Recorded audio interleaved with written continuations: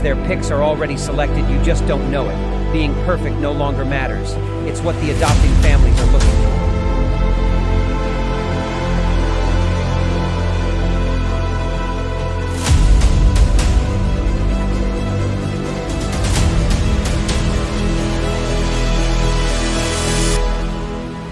Who is it stealing the children, you ask? From caseworker to the White House, the buck stops at all levels, just not where it is supposed to be. The services your family needs, we the people have paid for to ensure your reunification. Title 4 says, reunify at all costs. United, we stand means nothing to us when it comes to family values.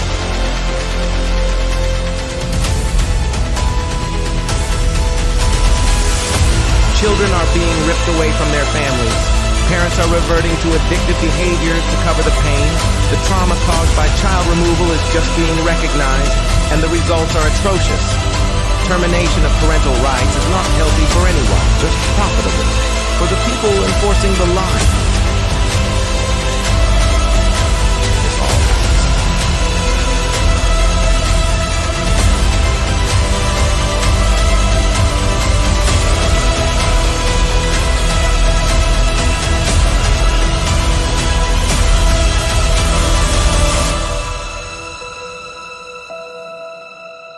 It's time Washington listens to the cries of our children, the wails of their mothers, and the rage growing in the fathers. These are our children. Keep your damn hands off them. We are coming to act on the behalf of the children God gave us to protect, and you kidnapped.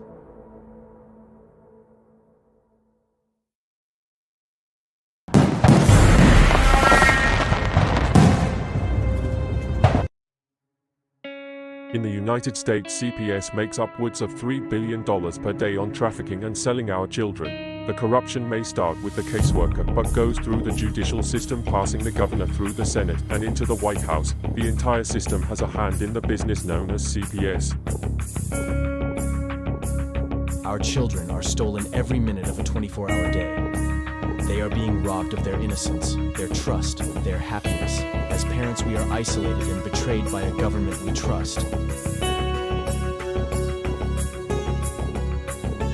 States are balancing budgets on kids' lives. Only 12% of the kids taken will be reunified. Title IV funding is being riveted with fraud.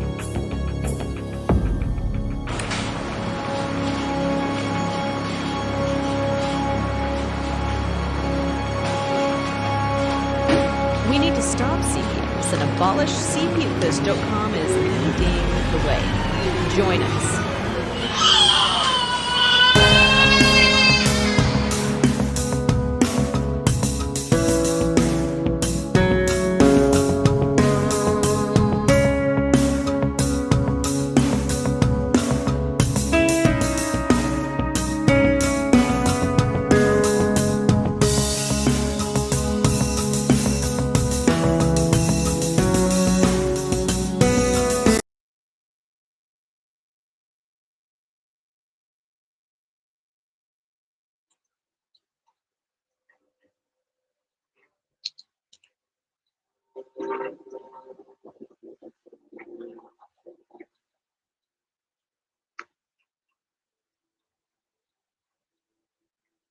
I'm here. There? Hello, Danielle. Hey, Herbert. How are you? What's going on with you? Nothing much, just trying to everything. How's things going with your son? He's still in Texas, of course, and they're just taking their quality, like they're just really what it is they're trying to treat it like, because he's an adult, he's 19 and he's an adult, and they're trying to treat it like a child, like he's under 18, like he's still a child, and they're trying to go by those because he's considered an extended foster care, right? So it's all it's all supposed to be voluntary, but they're trying to beat around the bush, like they're trying to hide their mess ups, so they're walking a thin line, if you get what I'm saying. And they haven't, so because I mean, I know everything that's it's fallen into place. It's just it's taken they should have already had him back by now. And Okay. yeah, so but everything else, everything is it's moving along. It's just it's not moving along quick enough because he's missing his senior year in school. And Yes. yeah, so he Does but he does he go to a mortar and brick school or he's in a what? facility right now, Devro, Yes. and he's there. So he goes to the school that they have there. But when he comes home, he'll be going to a regular like his high school I because see. What yeah, state are he's you in supposed again? Georgia. I'm in What's Georgia. He's in oh, Texas. what part of Georgia are you in? I forgot. I remember. I think we talked about this. Yeah, I live in Ackworth, which is like north of Marietta, Cartersville. I'm in Cherokee County. I live in Oh, Bartow, but yeah. okay. So I'm used to Coweta County, Noonan, Georgia. Coweta. Oh, okay. So you're south. Yeah, you're further. That's Yes. further south. Yeah, I'm Southwest. north. Yeah, Yeah, Southwest. I'm Okay. north off 570. I mean off 75. So like I'm Well, yeah, probably up to 75. 77. Yeah. Yeah, I'm about 70 miles from Chattanooga. So I'm It's more in so the north. funny. I was just talking to some people last week about the 285. You remember when it was a 3-lane highway going each way? Oh yeah, and then they Then made it a made it big mess 4 out of. lanes. Now they made it 6 lanes, Yeah. and it's still bumper to bumper traffic, right? Yes. Yes. Well, And where they I live, they want to take a 3-lane, make it 4 lanes. I said, for what? I said, it that's doesn't make any difference because it's still right. gonna be bumper to bumper. Right. It's traffic is getting bad around here. Like they've extended out. They've like Highway 92. It's a 10-year project, and they're trying to make it a 4-lane. And I'm just like, how is that going to work? Like they're taking people's yards and everything. Like it's They call that they refer to that as eminent domain. that's But it. but the thing but the thing is, you're still gonna have bumper to bumper traffic. Even If they leave it, the road I live off of is the main road back here. It gets backed up, and there's two ways. Like people use this as a shortcut to get from one exit to the other to beat the traffic on the yeah, highway, and it still gets yeah, backed up because there's like two stop signs on this road. And but people yeah, think like my cul-de-sac is but you have to like you'll run into the lake if you try to use my road as a cut through. Like, yeah. but they're Well, it's what they should do is just leave it alone. Let people figure it out. Let jobs figure it out. For example, rather than yeah, having to be at work at 9 o'clock in the morning, they may have certain employees come to work at 10, 11 o'clock. right. Right. You see? And you would And maybe a lot they more people carpool. Rather than that's what they're trying to increasing, get people to do out here and there. It's uh, Georgia's. They're trying to get people to do that out here in Georgia, but like carpool, and they even have a place in Kennesaw, which is like 20 minutes from me, to where you can park your car and ride like with people. Like you can park your vehicle and meet there. I mean, it's like a kind of like for MARTA, but you carpool with people, and I mean it's supposed to be safe and everything, but nobody's wanting to do that. Everybody's either working from home or they're traveling to the office still because sure. these roads I got another idea too. If you're going to make another lane, charge for it.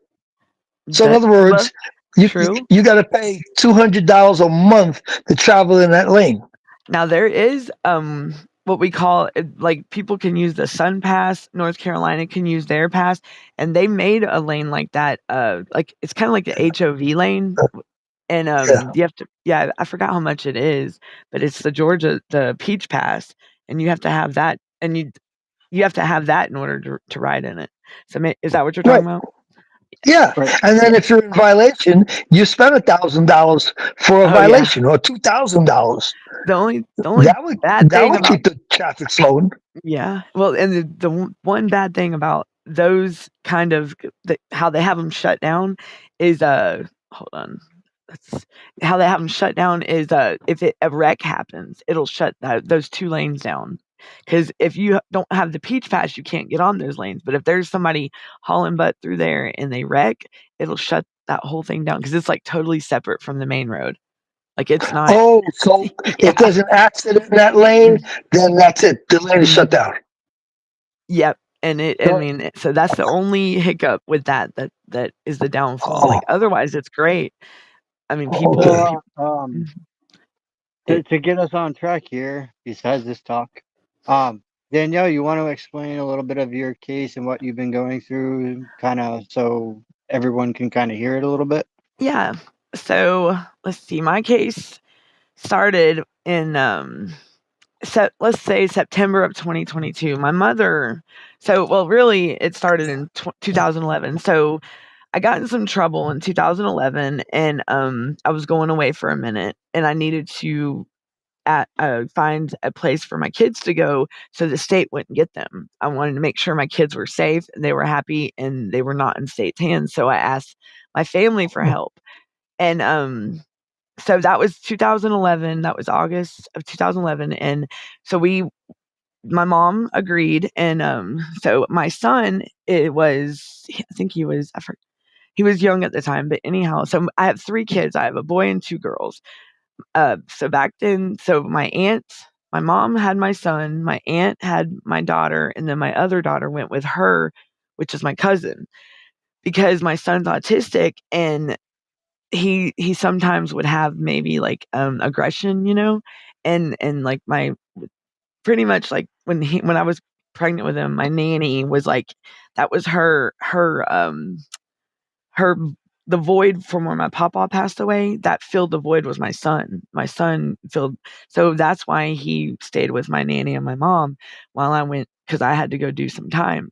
So we went to court, and we did the guardianship, and everything was fine. The judge left it up to us. He said there was no reason for CPS to be involved. He sees that we can handle everything ourselves, and we can agree on everything, make visitation, like plan everything when I got out and get my life right and be a mother to my children. But we left it until the kids were 18. Like the kids would stay just in case, because I was going to be on probation. So the kids would stay where they were living, but I would be involved in their life. Like I would be their mother, like I'm supposed to be. That's my duty. I've had them, and that's what they deserve. And and I needed to do right anyways, but I didn't wanna take them from where they were at, because you can't expect me to get out and fresh out of prison and go get 3 kids, and after being gone for a year or 2, I mean, it can be a lot on a child, so I had to think long term. Because this is my thing, if what happens if I was to get locked up after prison? Like, because I was on probation, what if I violate probation? Well, come to find out, I did 6 months after I got out for community service, so where would my kids be? So, I had to think longevity. So we decided that the kids would stay with each of the guardian, they would stay living there, and, until they were 18, or until I went back and terminated the guardianship, which we just left them, like, the kids would stay where they were at, because we all talked about this, like, me and my family, and, and everything was fine. So my son was with my mom and nanny and my dad. My daughter Layla was with my aunt, and then my youngest daughter, Audrey, was with my cousin, and, everything, so this has been something that's been going on since 2011, everything's been fine. Now, sometime over the last 5 years, my aunt and my cousin have decided to isolate me and alienate me from my daughters, like, my son, I've been there. Like, my son, I can tell you more about my son, like, to a T than I can my daughters. I mean, and I hate that. I've never not wanted to be in my kids' life. I've always wanted to be in my girls. And, I did get to talk to my daughter, my 17-year-old, not too long ago. And I mean, it was a good 3 or 4 days worth. And I mean, I let her say what she had to say, and, it was fine. It's just it she's going through her emotions right now, because she's got, I'm mom, and it's kinda, so that's a work in progress is my girls right now. But back to my son, so my mom had guardianship, and in September 17th, 2022, my mother passed away unexpectedly. So I went to go get my son, which I was supposed to get my son. Like, that's the way the guardianship was. Like, if something was to happen to the guardian and they become incapacitated or pass away, like my mom did, I would become the legal caregiver of the child at that time. And that's what was supposed to happen with my son, but I had an aunt. The aunt that has my 17-year-old daughter intervened and took my son from my mom and dad's house when I went to get him and kept him away from me and called CPS, and the things she said were horrible. Said I abandoned my kid, she don't know where I'm at, nothing. So I'm trying to find my son for 2 months, and finally, DFCS or CPS reaches out to me through Facebook, from a fake Facebook name. And, I mean, I'm new to all this, and this is I mean, I've never had that's the whole reason why, like, my kids are with the guardians because we wouldn't have to deal with CPS. The judge even signed off on the guardianship papers. We've never had CPS in our life until my aunt did this, and she did it out of spite and out of negative, like, bad intentions because she didn't want me around. She don't want me around my girls. She don't want me around my family, and this is my dad, and I have a special needs 37-year-old brother that is in my care. I take care of him. He's with me right now, and, that's my younger brother, and, so my mom passes away, and my aunt takes my son, and, she keeps him hid out from me. Don't tell me nothing. I'm trying to find him. I don't know who to call. So that's September to October, and then so all of October, and then the 1st of November comes. Well, come to find out, my aunt had a memorial for my mom, that I didn't know about. I wasn't invited to it, and then the next day, she gave my son to the state and said that she didn't know where it was and that she couldn't take care of him anymore because and I don't know what gave CPS the right to place my son with her anyways, from the beginning, which there's a lot of fishy stuff with the case anyways, uh, that's gonna be it's gonna be looked into. But, so he's put into foster care, given to the state, and they did not try to contact us, nothing. They did not reach out to family. Like, the aunt that did this was the only one they ever I mean, and she said there was no other family that was willing or able to take him. Well, that's a lie because if they would have reached out, there's plenty of family. My mother had several brothers and sisters. Well, now her brother and his wife have helped me to get my son home. And they didn't know Alex was in foster care or anything until, like, way, way later. And, because CPS just automatically put him into foster care, and then when I had get I had to go to Florida to get my brother, and my aunt called probation on me and told them that I had left the state, which there was a hurricane coming, and it was like, they were evacuating Florida, so I needed to get my brother home and safe, and he was down there visiting, some friends and just for a little vacay, and it was time for him to come home, and he needed to be home anyways. So, I went down there to get him, and I didn't with probation, you're supposed to call and let them know, or you're supposed to get a travel pass. Well, the emergency time was of the essence, and time was ticking, and I needed to get to my brother, and my brother's safety was more important than getting the travel pass because I wasn't thinking. And plus, with everything about my son and my mom's death, I mean, I haven't even got to grieve my mother's death. But it will I mean, it'll happen. But, so let's see. So she calls probation, probation puts a warrant. So I get back to Thanksgiving Day, I got locked up for leaving the state without permission.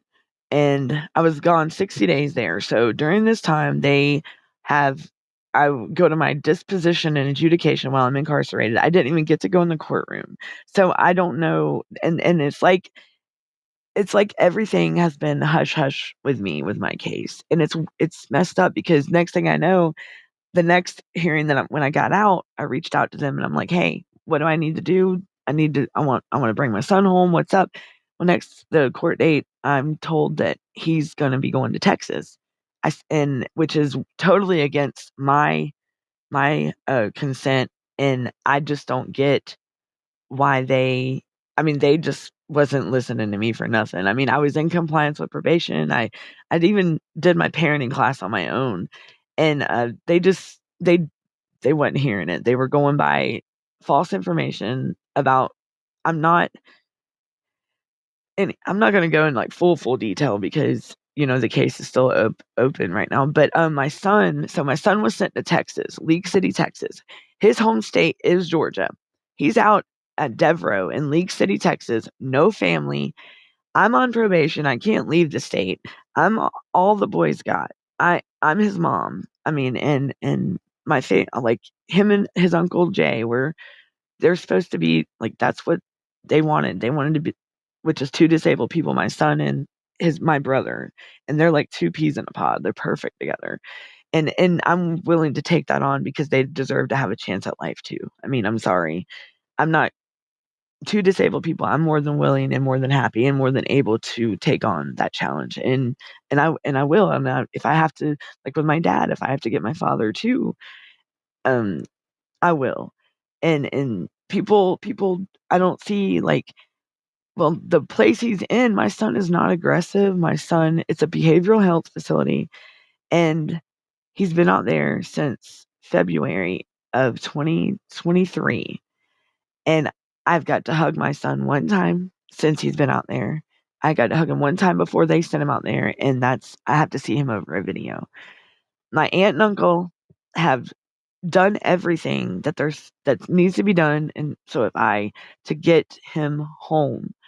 But now he's turned 18 in the system, and then now he's turned 19 in the system. So I've missed 2 birthdays. Well, now he's in extended foster care. So that's where the area is now. So why isn't he if it's he's said plenty of times he's wanting to come home. So that's where the situation is now that I mean my aunt and uncle, they've completed hair follicles, everything. I mean the background check, and they are approved for my son, and they still have not got him home. So I mean they passed everything. Like I mean that's that no record, no nothing. Like everything is clear, and still my son's not home yet. So So my question to you is, this all occurred in Georgia, or yeah, did it occur in Texas? Okay, no, so this it is occurred in Georgia. mhm. So we deal with Georgia CPS. Am I correct? Yes. Yes. Okay. So how a whole different state, and it's not federal. How does a whole different state kick in to take in your son, which is Texas? Well, you know what they said? They said there was no local placement for him. When I'm here, I got family here.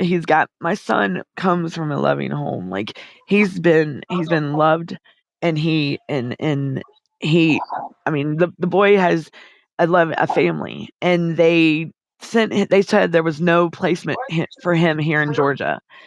I there's even a Devereaux, which is the same facility he's at out there.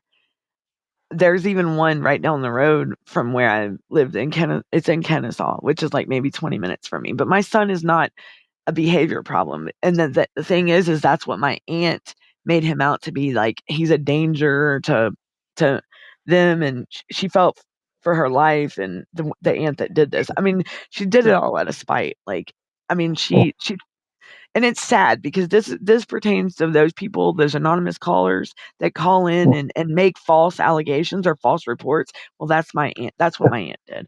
Like, I mean, how she had no say over my son, nothing, and she butts her nose in something, and then now with my daughters, it's she don't want nothing to do with me. Well, you know what? It's not gonna work like it can't work like that. Like that's not no. Mm-mm. I mean, how can you get away with lying and making false statements that aren't true and think that it's I mean, it's traumatizing. I mean, it's been 2 years, and I don't know. I mean, I've been on the news. I've been on the news about how they send our like Georgia foster system sends our kids out of state to get help at the for placement, and then they bring kids from out of state to our facilities because it's all about money. It's all about the funds. It's all a money Wow. game. Wow. I was on the news about that, and that's what it is. Like, and they did a news story on it, and that's what they said. They said they send our kids that are in foster care out of state to get help at these facilities, and then they bring these kids from out of state because it's more money. And pretty much that's like Wow. trafficking. I'm sorry, that is trafficking, and it's happening right. Yes. Like my kid is Yeah. trafficked Yeah. right in front of my eyes. So, Uh, and I mean, there's a guardian ad litem that he was over my son, and he's over my girls now. I haven't really, he hasn't really, he's spoken to me like maybe once out of this whole mm, 2 years, and he's been in touch with my aunt, but he's neutral when it comes to CPS and then him because he don't work for them. He's on his own, and that could be a good thing, and that could be a bad, because. But my thing is why hasn't he been able to talk to me more than just the one time? Like, I mean, if at the rate that I've gone with dealing with CPS out here in Georgia, I look like a bad mom, like a very unfit mother, but I'm not. I'm not. yes. I mean, they've done some wrong, very, very messed up stuff. And No, it it's does sound like it's messed up. Do you have any legal personnel working with you, like attorneys and stuff? I do sort of, but really I'm doing it on my own because we got to get the guardianship. So it's in probate right now. There's no one with guardianship. So really he's like in limbo cuz extended foster care is voluntary. So why can't I go get my son? Like why can't I drive out to Texas and get him since he wants to come home? He could just I mean if it's voluntary, like, that's where I have a lot of questions is where did he sign? Like, what did he fill out? What did he sign? Does he know what he's doing? I mean, because he tells me plenty of times, and I have it recorded that he wants to come home. And I said, well, because I've treated him like he's an adult, and I talk to him like he's an adult, and I'm like, so what's your plan? Like because he's 19 now. So what's your plan? Are you gonna work wise? You gonna get an apartment? What's up? He's like, no, mama, or no, Danielle, I want to come back to Georgia. I want to come live with you. So, I mean, he answers the questions like adult to adult. It's not like mom to child, I'm asking him what his plans are for the future, what he's going to decide because I don't want them thinking or saying that I'm trying to like monopolize and like take over him and control, you know what I'm saying? I want him to make Yes. decisions. So what are they doing? That's my big question. Like, what are they doing? This facility is my son's verbal. My son is not aggressive. He's good. He gets good reports. I mean, and he don't bother nobody. But like there's just my whole case, 2 years, it's traumatizing. It's very traumatizing. It's very Do exhausting. Okay. Do are they trying to deem, even though your son is 19, are they trying to say that he's not of sound mind to make his own decisions? He's autistic, but he can't no, he's autistic, but they say he's I mean, he's kinda like my brother. My brother's, disabled, but my son knows. He's not it takes him a minute, he's on a routine, so it's not that he's at his like like what you said, but he's more, he's just his mind's going all the time, he's on the ADHD No, part, like he's no. I get what you're saying from your perspective, but what's the perspective of the people um that are making these decisions? Are they saying that he's not of sound mind to make proper there's decisions? Yeah, they're saying he's dependent pretty much. That's what the case yeah, he's dependent. Okay, So it's a so dep that's the reason why yeah. But he can't. They won't accept anything he says because he can't make his own decision. now that he's an adult, the thing is, Yeah, now that he's an adult in the state of Georgia, and this is where the great okay, so if he's in Texas, where do the laws apply? Are we going by Georgia law? Or are we going by Texas law? I That's would think. I would think because he's in Texas, they're going it's to go by go Texas law. exactly, and that's where the big gray area has been that it's been by Texas's codes and statutes, codes, laws, not Georgia, but Right. they they've been, yeah, and that's what I've and because in Georgia, extended like foster care after 18, especially 19, is voluntary. Like it's voluntary, and even in what I've read in Texas, it is too. But hey, if I've got to deal with Texas, I'd rather deal with them than Georgia any day. So Okay. yeah, because E- e- Even they're a if you have lot. a person that's on the spectrum and they can't make decisions of sound-minded person in Georgia, I mean, wouldn't Georgia say no? This person can't make decisions, financial decisions, bank decisions, or any other decisions because of their condition.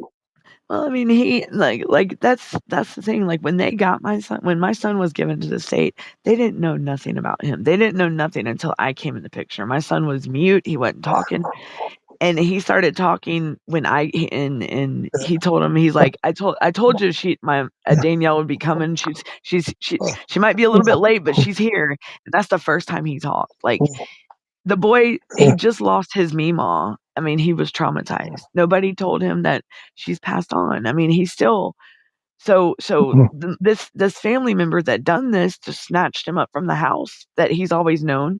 His papa, nobody in the family talks to him. But my aunt that's helped me, my uncle, and me and his Uncle Jay. And and the ones that we correspond, my dad that's been his father figure for 17, 18 years now, just totally has nothing to do with him. And and I don't I mean maybe my dad's mad, I don't know, because he was there when my mom died, so was my son. So I don't know, but my dad has totally, like, with me, my son, and my brother, the one that's with me, it's just it's like a slap in the face. Like it's crazy. I was not expecting my dad to be like this. But I mean, he did lose his best friend, and because they were married for 30 almost 40 years. So yeah, and and he depended on my mom a lot, and for mom, my mom was 60 when she passed, and it was just out of the blue. Like, I had just talked to her 5 minutes before, and she just called to tell me she loved me. Yeah, and she laid down and, took a breath. She didn't suffer, she just they said it was a blood clot that, Oh, yeah, so and it was just it was all of a sudden, and, it was just like, "Whoa," and now was and then having to deal with CPS and them coming at me the way they did. I mean, I didn't have time to think or nothing. Like, just automatic. I mean, what they're doing is dwelling on stuff that's over a decade ago. Well, people change, that's why it's the past. It's put behind me, I'm almost done with probation. I don't understand why they take these families and just rip them apart for no reason. Poverty, I mean, people do change, people, I mean, some do, some don't, but a majority of them that have gotten in the system do change, and they yes, do, and but they're still, it stinks because 'cause we're still on a statistic, instead of being a success yes, story. So, I mean, right. and that's And why I did your story could have been a success story. well, I mean, I Actually, am your a story success is story a 'cause success story. yes, I changed, It is a yes. success story, and Mhm. but nobody is adhering to it. No, no, and they automatically think that I'm out here doing like, back on my old ways. No, it's not. It's I can't do that. I don't want that life. I'm sorry, like, but since my mother's death, like, I mean, it did, knock me down a little bit, 'cause not depression or nothing. I'm just trying to get everything together, like, whoa, because I was not expecting this to happen to my child. My child was stripped from his home, and I'm not told anything. And I mean, and I was not expecting my family member, her, to do that at all. I mean, maybe they I don't even know why they hate me so much. I mean, because I've even tried to with through parenting class. I finished parenting, and even tried to reach out to my aunt to mediate with her about with to visit with my daughter and be involved. She said she wants nothing to do with me, and she wants nothing to, or she wants nothing to do with me, and she's not gonna um what is it? Not gonna listen to what they have to say or anything. Like she's not gonna have no affiliation with it at all. And that's bad. That's not good. When she's not Yeah. even I mean, I've tried like my girls, they like I'll send birthday cards with for their birthday and I'll get the card back, but the money will be they'll get the money, but the card will and it'll say no one lives here by that name or something like that. That's what my aunt does. Wait, you mean the money was in the card? The No, card was opened. The money was taken out and sealed back and says wrong address. yeah, that's what my family would do. Wow, Yeah. That's that's what cold. and even my daughter's dad, like he's involved in her life and my 17-year-old Hmm. he sends I mean he would claim all three of the kids like as his own. I mean he's always done that and he sends his daughter and he's done the same way. I mean it's like we're non-existent to these the girls, but my son I mean what I don't get is DVAX out here in Georgia is trying to say my son calls me Danielle. Okay, he's always called me Danielle because everyone around me calls me he's only heard Danielle, so He's and I'm never cool heard with that. mom. Nobody calls Yes, you mom. but right, but when you ask him, "Who am I?" to him, he says, "I'm his mom." So he knows Right. me as mom, but he calls me Danielle. Now, why do they have such a problem with that? Like, I don't get it. I don't understand why the little things that y'all were not involved for over a decade, and now when the boy is an adult, you want to no, it's not gonna no. Everything's been fine since 2011. My mom passes away. They should have just they shouldn't have listened to my aunt. Is what really they should have did their job. If they would have followed by the proper procedures and the process and if their policies and procedures, I promise you, my son would not have ever. They could have prevented foster care. I promise you that. I Yeah, thought, and they did could have and they prevented him from going to Texas. yes, and if they would have exhausted all reasonable efforts, and especially having the fiduciary duty to the taxpayers to prevent foster care, they could have saved so much money, time, and the trauma. The trauma is what gets me. Like I mean, the Yeah. boy, I mean, he's on video. He's been attacked on video visits. On a video visit, he was attacked. He's been, Hmm. he'll sit there on a video visit and he'll tell somebody whoever's behind the screen to leave him the hell alone. And it's Wow. horrible. Yeah. So do Wow. they pick on him? Like I know my kid and it's I'll have to show y'all one day. Like I'll have to Can take you go there or are you allowed to leave Georgia and go to Texas? I can getting a travel pass, yes. And that's what's cool about probation. Like they are okay with this. They're just wanting me to focus on getting my son and get him home. And I mean I'm good with everything and they're okay with that. As but it's just it's money. Like I'm already I don't get no help with my brother. Okay, and he's disabled. We're going through the process though. It's a and that's what the guardian ad litem told me when this case first started with my son. He's like, "Well, you need to get your brother Social Security. You need to." Well, guess what? I did, and I applied, and that's what he's got 2 appointments next month, so it's moving along. So they can't sit there and say that I'm not doing what the guard, and like, Yeah. but it's like I'm not getting no talk or nothing from none of them, and they don't care. That Debbie's right. They don't care, and it's like Georgia. I sit here and I'm very involved, like watching the news, looking up the foster care, anything with extended foster care, or my focus with where I want to advocate for kids is the kids that are the teenagers. the ones that are special needs in these RTF facilities, the residential treatment facilities, because there's information or things that happen that are not documented and that are hidden. And that's why I wrote this thing called Georgia's Hidden Scarlet Letter. And Yeah.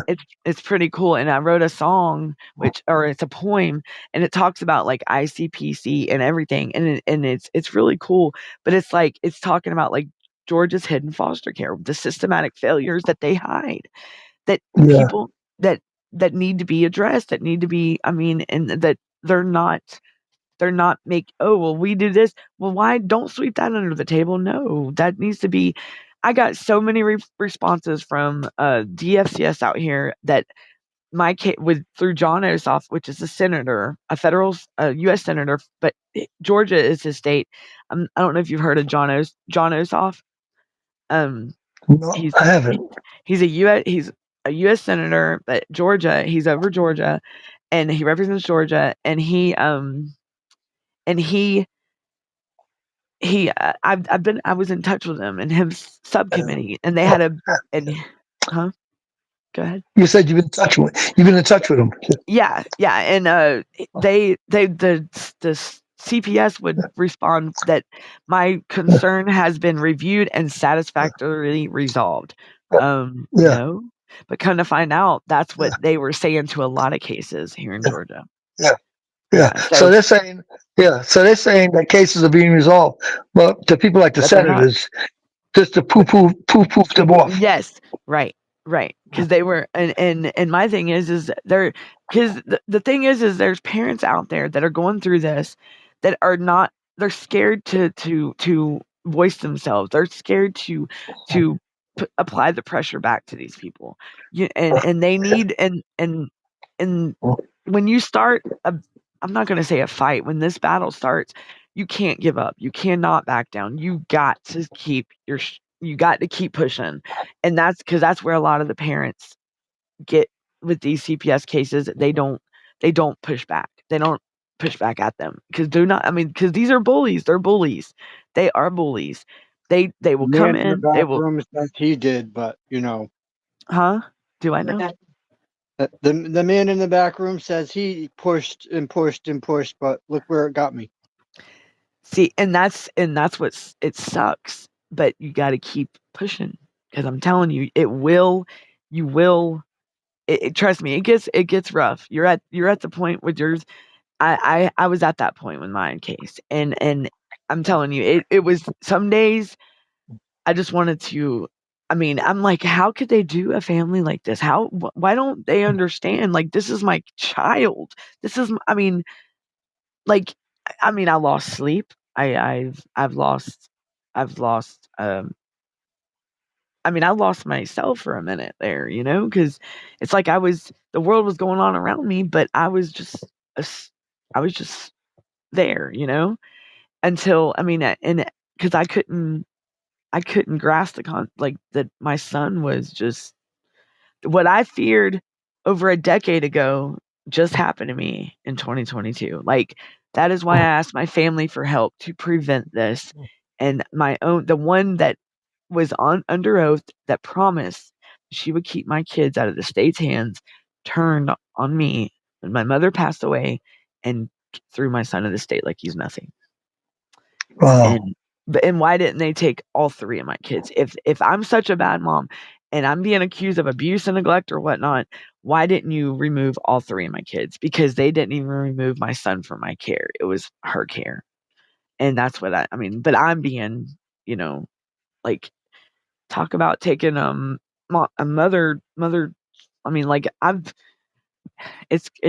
lost my mom, and my son, like, did I do something wrong? I'm like, no, no. Did he feels he didn't do anything wrong though, and Mhm. they don't think about the best interest of these kids. These kids are what they're supposed to be listening to.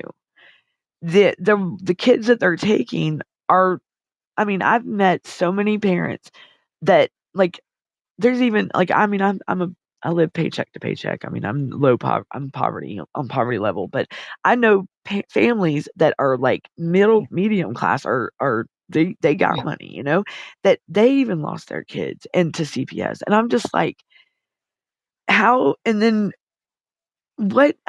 And I've talked to social workers. There's one that has spoken to me that's up in Virginia, I believe.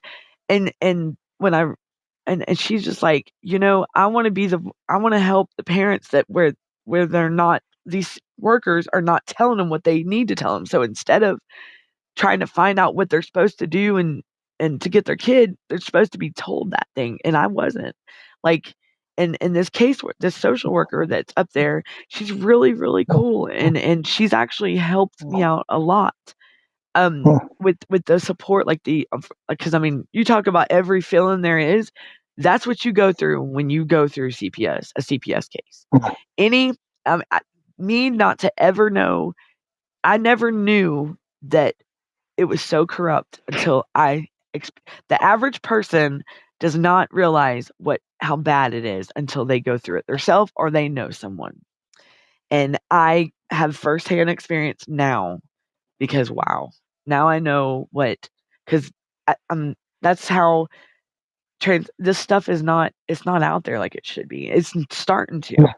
I mean, you got to think families first. And when they talk about kinship and stuff and grandparents, my mom and my family had my kid. And this is something that's been going since Bill Clinton was in, like the families first and his grandparents, right, and all that. But nobody ever talks about it until now. And it's now being brought to the light. But why not? I mean, Bill Clinton, gosh, that's been what, over 20 years ago? Like, wow. Yeah. I would say that over Yeah, 20 years, yeah, and over 20 years ago. but I'm telling you, I've never heard anybody say, I mean, it's like once they got, like, my family got guardianship, it was like, and, you know, we handled everything on our own. We didn't they nobody got no money from nothing. I didn't even, like, I didn't have to pay I opened up child support on myself in 2018.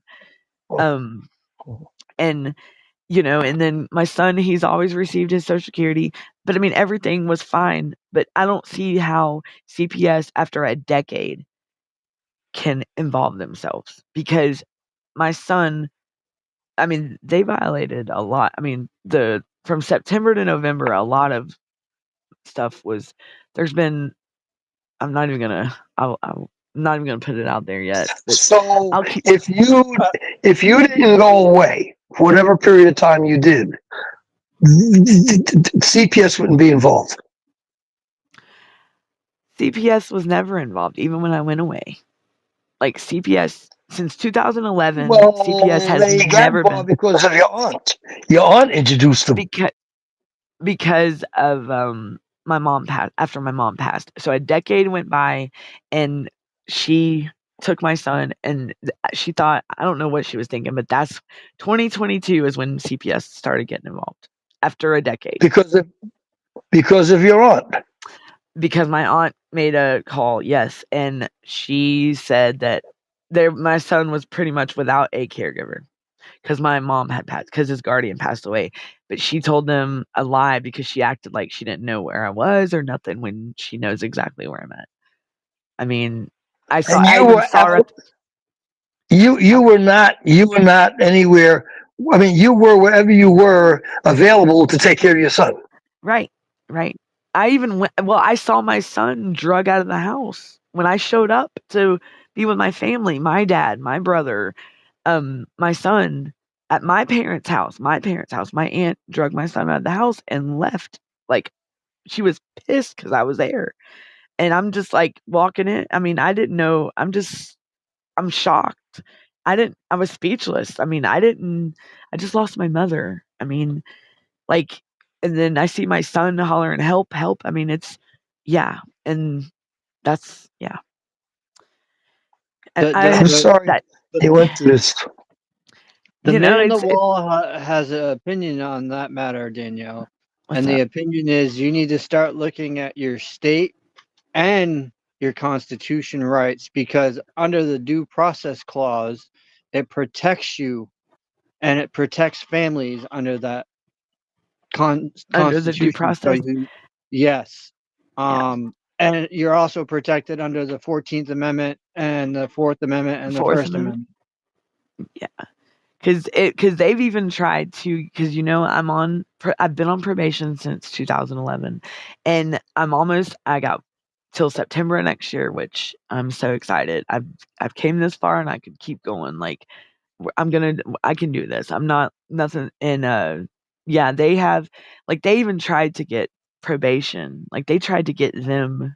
Like they showed up at my house when my PO came out here one day, and they popped up with, like, right after he was already here, and they pull up, and they're not supposed to pull up unannounced. There's no court order, and plus I'm not being convicted of anything, charged with anything, nothing, and they were trying to get probation too. And my PO said, this is criminal, that's civil.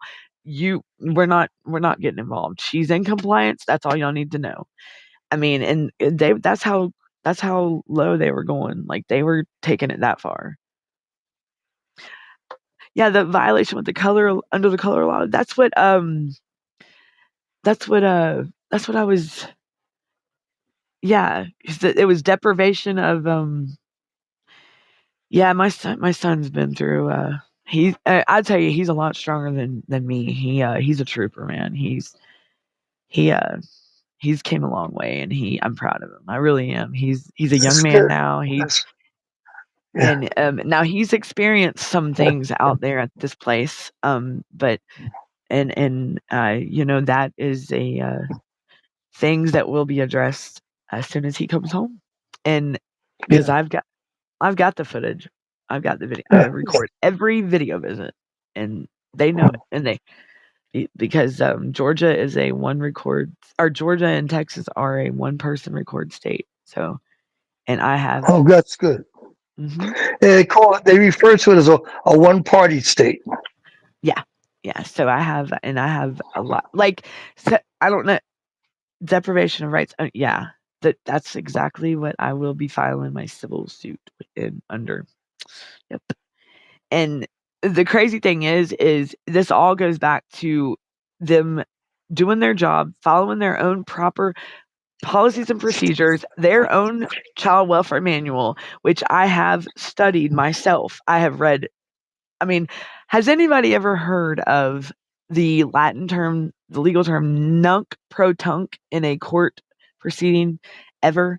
It's supposed to nunc pro tunc. It's now before then, or then before now, or pretty much it's to backdate something. Like it's only supposed to be used for clerical error. Like say if a judge signs off on a court order later on, they backdate it to the original date. Well, I've I haven't heard it much, but I know it's been done in my case, and I think that's messed up because Okay. it's what it is they try to take something that happened in June and try to say it happened in February, and that's false. That's false. And they're only supposed to use it for clerical error, but they try to use it for judicial error, and and a lot of people don't realize that. And I've noticed that I read every court order, I read everything. Like they know that I ain't playing with them. Like I ain't got. When all this started, I started putting my nose in the law books and study, research, research, research. I had to. Like Mhm. it's crazy. But and then I've helped other parents and stuff, but it's my Mhm. biggest thing is these RTF facilities, these residential treatment facilities that are getting away with all this. And Georgia's sending my son out of state for care when their placement, right? I mean, they told me there was no local placement. I have emails, text messages, phone calls, everything. And I won't talk to these people unless it's over text message or email. I won't. And I already told them, they know, and they stop. They won't talk to me. Period. Now, which is fine, because I'll just see them. Probate's coming. So hello, Chris. Yes. Hello, everyone.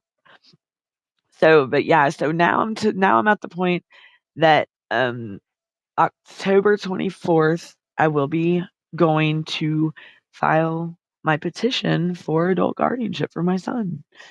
Because I mean, I got to do something because they're not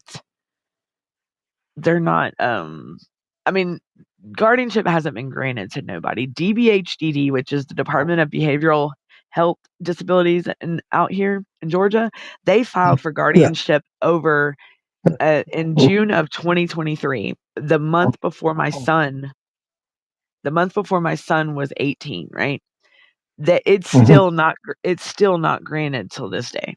They and I found out that and so that tells you and to me that gives me hope because that they didn't grant it because they could have granted it. I mean, they could have just told me to kick rocks and I mean, they could have granted it to DBHDD, but for some reason, it's still not granted. And I do believe, and I hope it's right that by the faith, good with the faith I got, that I think they haven't granted it because they know that my son, this is the same county that I'm on probation in. That they see me at my worst and they see me at my best. They know how involved I am and how I am about my children. I am like my kids are my world and they know this. I've had to report to this courthouse every day for 2 years one time. Yeah. And so I mean, I've been on paper for almost 15 years. Will it be wow, it's been 15 years already. Woo. It'll be 15 years next year. So I mean, they know me and they know I mean, they know when I'm messing up. They know when and it's a big county. So, but and that's where the CPS case is. So what I don't understand is, and I believe that probate, the judge or whoever that's is not granting it is doing that because he knows that this boy does come from a loving family and that his mom and because I was never notified that Mhm. that's another story that they were supposed to serve me with the petition and stuff. No, Mhm. somebody, what caseworker went and intercepted the certified letter that was supposed to come to me at a post office that was 30 minutes away from me. 30, yeah. Like, but I got the tracking number, but they intercepted it on a Saturday morning at 9 a.m. Wow. Yeah, and I never got it. So that's what threw up the red flag, and that's what gave me, like I was like, "Whoa." And that's when I started realizing that there was some crazy stuff going on, and I started putting mine, like, deeper. I started researching and putting the pressure on even harder 'cause that was uncalled for. I mean, they were trying to go bypass me, like, hush hush me and make me to where I just did not and I it's true, and even with my girls, let me tell you this, my girls, there was I don't understand how it's permanent custody when it's supposed to be just permanent guardianship, it's 2 totally different things, and, it's no, that's this paperwork now with my girls, it's all new, and I've never seen it before, but anyhow, let me not get off the subject, but, the address. Okay, so I've been served at my address with my son's case. Well, here comes my daughter's 3-year review or whatnot, and the guardians had not even kept the courts. You're supposed to do an annual personal, like a status quo, like let them know, keep the courts up to date with what's going on with the kid, if there's any changes, and that's supposed to be done annually. Well, they hadn't done that in like 5 years.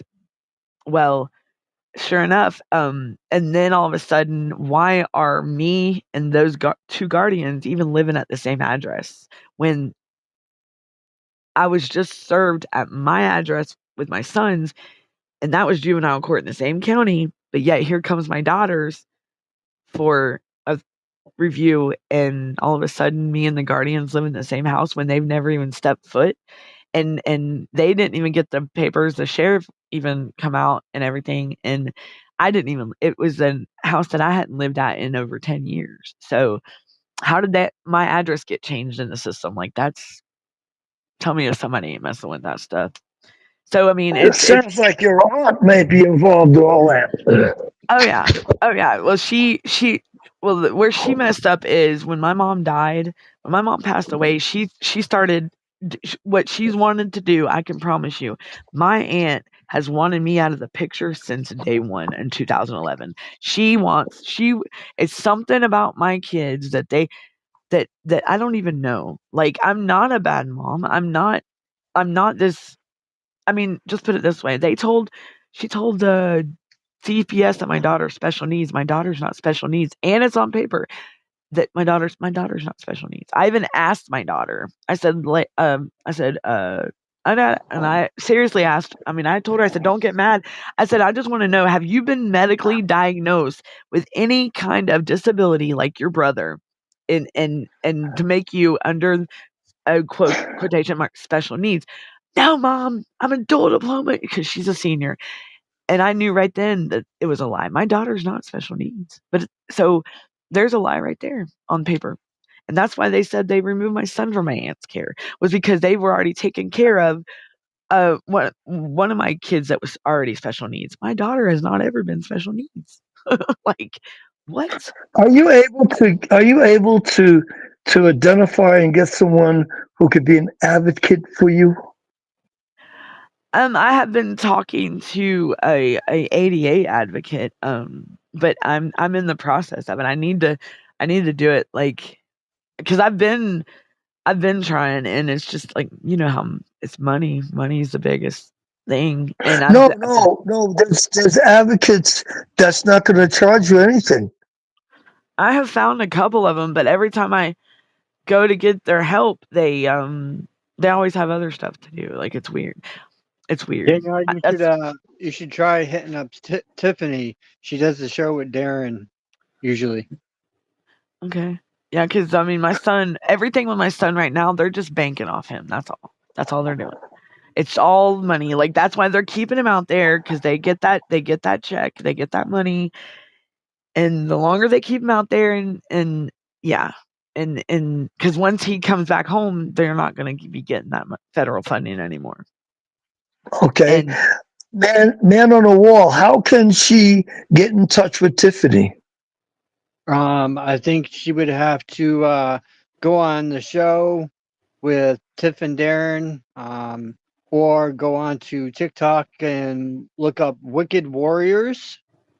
she was just in here, wasn't she? Wicked Warrior Tiffany. It's Wicked Warriors. Yeah, Wicked Warriors. Uh, okay, I lost a pen. You know, Take your time, find your pen, write it down. I got letters today from my Also, do you brother. have do you have Darren's number? Yes, yes, I do. Then Yes. just call Darren Okay. and Uh-oh. ask Darren for Tiffany's number. Okay. If you're gonna call Darren, make sure it's late in the afternoon, like 1, 2 o'clock, because Okay. Yeah, he does 'cause like to sleep in the morning. look, I don't But blame him. he works a lot of weird hours. Yeah. He's up wee hours, like the podcast and everything.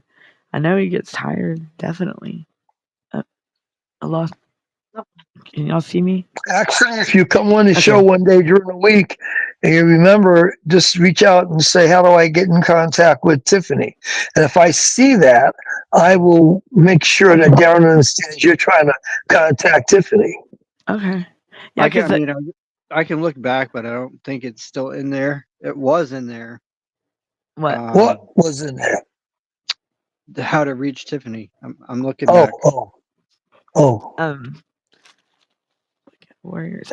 I think I know I'm friends with Wicked Warriors on Facebook. I think it is. Are they on Facebook too? Are she on Facebook? Tiffany. I can't remember. I don't know if she's on Facebook or not, but there's nothing wrong with checking to see if it's Tiffany on Oh, Debbie Facebook said with Wicked Warriors. Tiffany. Debbie said she. Oh, is that her number? I think that's her right there. Okay. But yeah, I mean, I'll reach out to her. Where is she based out of? I don't know. Is she One like, might think she an aggressive Louisiana, one? maybe? Huh?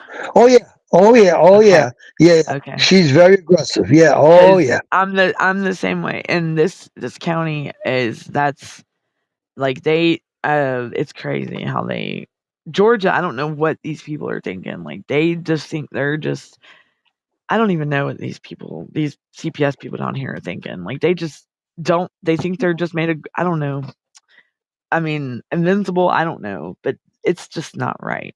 I mean, they have no and this is caseworkers that don't even have kids themselves. Here we Like, go. There's her email. okay. You want me to 20. put you BBC or do you want me to stick you in there? Stick me in there. Girl, Did you write it down? Yeah. Did you I'm write down getting her it. email? Yeah. I got it now. Yep. But it's about that time, you guys. Okay.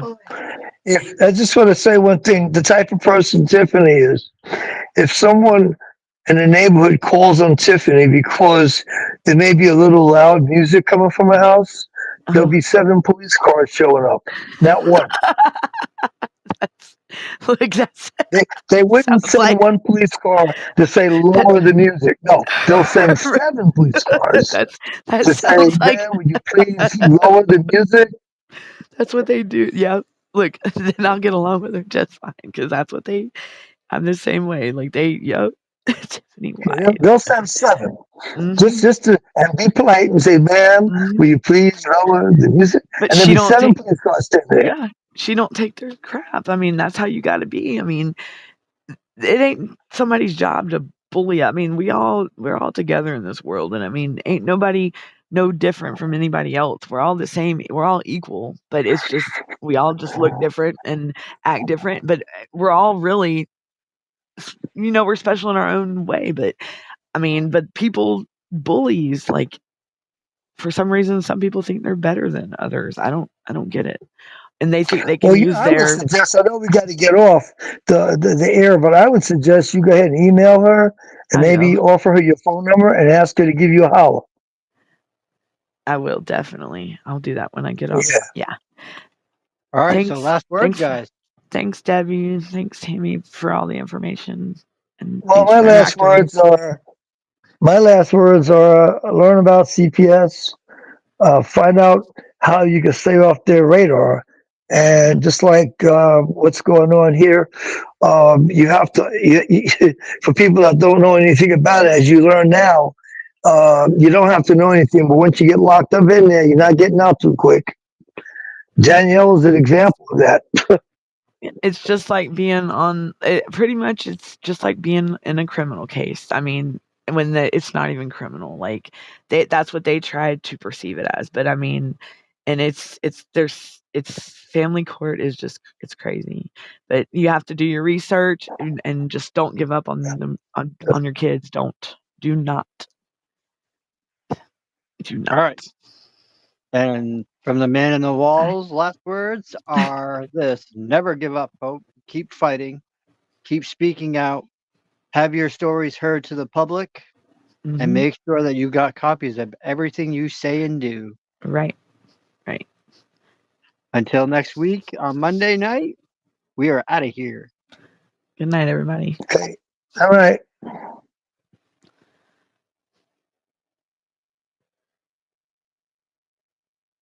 Who has been torn away from their security blanket, their parents, the ones who stopped the boogeyman from terrorizing the nights and curing their boo-boos when they scraped their knees. Now just imagine how they mightest feel when the CPS meant to protect them tears them away from their supposed abusers and places them with strangers who have zero comforting skills. They need to be calm. They are confused, lost, panicked, and needing their parents, but CPS took them away for the purpose of saving them. The kids don't even know why, and they are told that the parents they attach to no longer want them. What do you think that does? Do you think that this is how protecting children is supposed to look?